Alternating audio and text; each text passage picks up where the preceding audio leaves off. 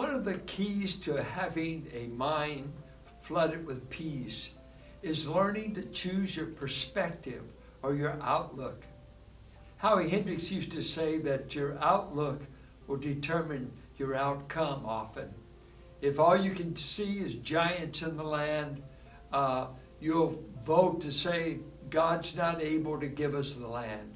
So 2 men chose to see God. The other 10, all they could see were the giants. Same circumstance, but 2 different perspectives.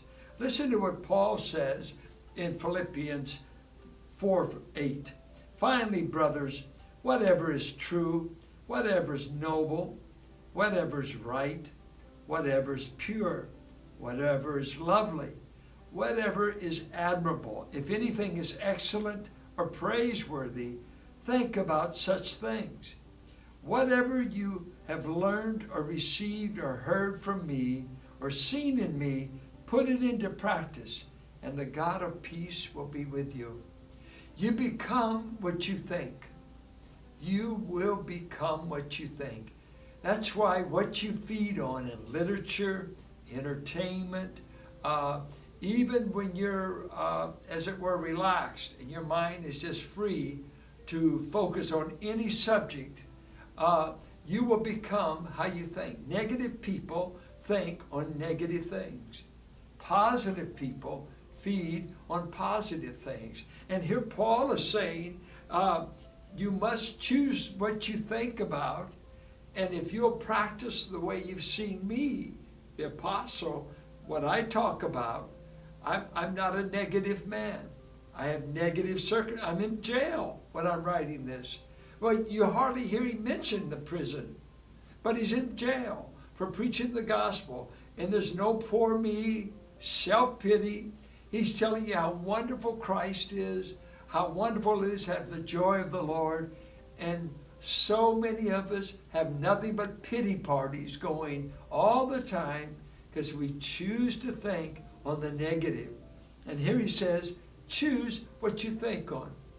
In the 60s, I taught at a co-ed Bible college. And I taught daytime and I taught at night. And one of my classes went a little bit late, about to 9:30 at night. I remember it was in the winter time, and I was on a 17-acre campus, and I'm walking across campus. But what I would do in that time period, I'd want to unwind when I got home, and they were running reruns of Untouchables. And of course, it's the mob, it's Chicago, it's killing, it's all evil. And I would watch these at night on a little black and white TV. And pretty soon I found myself, when I walked home at night, when that wind was blowing through these eucalyptus trees, I, who's never bothered by fear, I started having problems with fear. I started being anxious. And I kept trying to figure out what's going on. I finally put it together. When every night you're going to bed on the Untouchables, as I'd see it about 11 o'clock, I was so wound up. Guess what? My last thoughts were on negative things, killings, robberies, bootlegging, Al Capone. What in the world was my thought life on? But on the evil of men. God says, you need to read a psalm before you go to bed. You might turn off the evening news.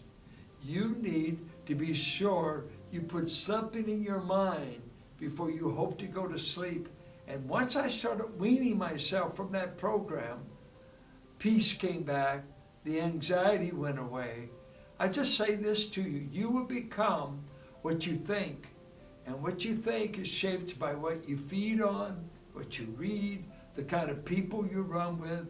Choose your thinking. Think like Christ. Philippians 2:5 says, have this mind in you which was also in Christ Jesus. Think on good things, holy things, and you'll have the peace of God. It will keep your heart.